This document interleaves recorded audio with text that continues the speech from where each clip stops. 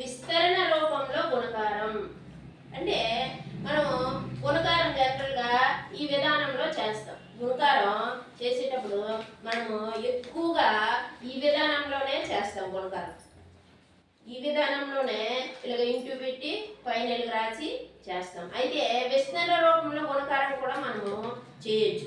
ఇప్పుడు మనము విస్తరణ రూపంలో గుణకారం ఎలా చేయడం అనేది చూద్దాం. ఫస్ట్ ఇలాగ ఇచ్చేటప్పుడు ఈ విధానంలో ఒకసారి మనం చూద్దాం. 145 ఇంటూ 3 145 ఇంటూ 3 ఇలా రాసుకున్నాము. రాసుకున్నాక 3 5ల 15 వచ్చింది. 3 5ల 15 వచ్చింది. 15 వచ్చేటప్పుడు 15 ఒకట్లు అని అర్థం. ఎందుకంటే ఇది ఒకట్ల స్థానం, ఇది ఒకట్ల స్థానం కాబట్టి 15 ఒకట్లు అని అర్థం. 15 ఒకట్లు అయితే 5 ఒకట్లు ఇక్కడ ఉంచుతాం. ఈ ఒకట్ల స్థానం కింద 5 ఒకట్లు ఇక్కడ రాస్తాం. 5 ఒకట్లు రాసిన తర్వాత ఇంకో 10 ఒకట్లు ఉండిపోతాయి. ఆ 10 ఒకట్లని మన ఇది పదుల స్థానం, ఇది ఒకట్ల స్థానం, ఇది పదుల స్థానం. అలా అయినప్పుడు మిగతా 10 ఒకట్లని ఒక 10గా మార్చుకొని ఈ పైన ఒకటి రాస్తాం. ఈ ఒకటికి అర్థం ఏంటి అనేసి అంటే ఒక 10 అని అర్థం. ఒక 10 అని అర్థం. ఎందుకు అనేసి అంటే ఇక్కడ నుంచి 10 ఒకట్లు తీసుకెళ్ళాం. 10 ఒకట్లు తీసుకెళ్తే అది 10లోకి మార్చుకుంటే మనము ఒక 10గా మారుతుంది. అందుకే ఇక్కడ 1 అని రాసాం. 1 అంటే ఒక 10 అని అర్థం. ఇవి ఇక్కడ 4 అంటే 4 10లు అని అర్థం. ఎందుకంటే 10ల స్థానంలో ఉన్నాయి అవి. ఓకే, తర్వాత ఇంకొక అంకికి గురించాలి మనం. 3 4 12 అవుతుంది. 12కి ఈ పైన ఒకటి కలపాలి. 13 అంటే 13 పదులు అని అర్థం. ఎందుకంటే ఇది పదుల స్థానం కాబట్టి 13 పదులు అని అర్థం. 13 పదులు అని అర్థం. 3 పదులు ఇక్కడ రాసాం. 3 అంటే అర్థం ఏంటంటే 3 పదులు అని అర్థం. ఎందుకంటే ఒకట్లు పదులు స్థానం. 3 పదులు అయిపోతే ఇంకొక 10 పదులు ఉండిపోతాయి. 10 పదులు ఉండిపోతాయి. 10 పదులు ఉండిపోతే ఆ 10 పదుల్ని 100గా మారుస్తాం. ఎందుకు అనేసి అంటే అది 100ల స్థానంలో ఉంది కాబట్టి. అది 100ల స్థానంలో ఉంది కాబట్టి దాన్ని 1గా రాసుకుంటాం. ఈ 10 పదుల్ని 100గా మార్చి, ఈ 10 పదుల్ని 100గా మార్చి ఒక 100 అనేసి ఈ 100ల స్థానం పైన 1 అని రాసుకుంటాం.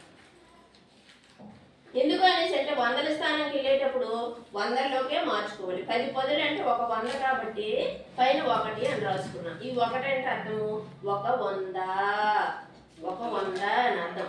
ఇక్కడ నుంచి తీసుకెళ్ళిన 10 పదుల్ని ఒక 100గా మార్చుకున్నాము.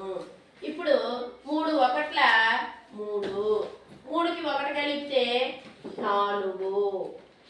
ఇవి 4 వందలు. ఇప్పుడు ఎంత వచ్చింది? 435. 435. అయితే మనం అనుకున్నట్టు విస్తరణ రూపంలో రాయడం అనేది ఇప్పుడు చూద్దాం.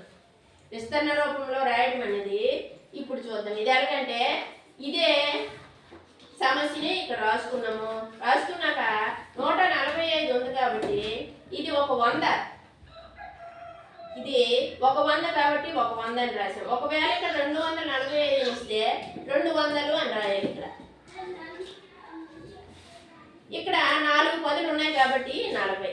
ఇక్కడ 5 ఒకట్లు ఉన్నాయి కాబట్టి 5 ఇంటూ ఇది ఈ 3 ఇక్కడ రాయాలి కింద. రాసుకున్నాక 3 5 ఎంత? 15. 3 5ల 15. 15 అయితే ఇక్కడ 15 రాసేయాలి. రాసాక 3తో 40 గుణకారం చేయాలి. 3 సున్నాల 0, 3 4ల 12, 120 వస్తుంది. నెక్స్ట్ 100 గుణకారం చేయాలి.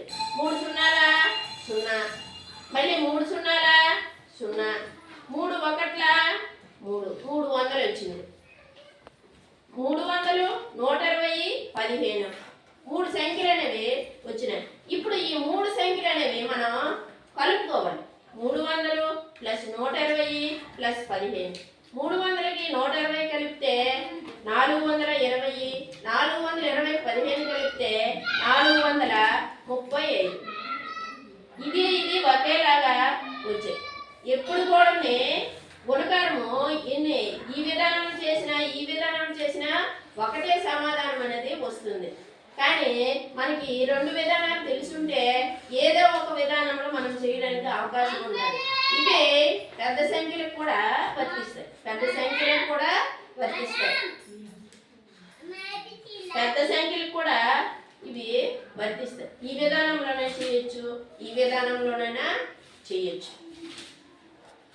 ఓకే.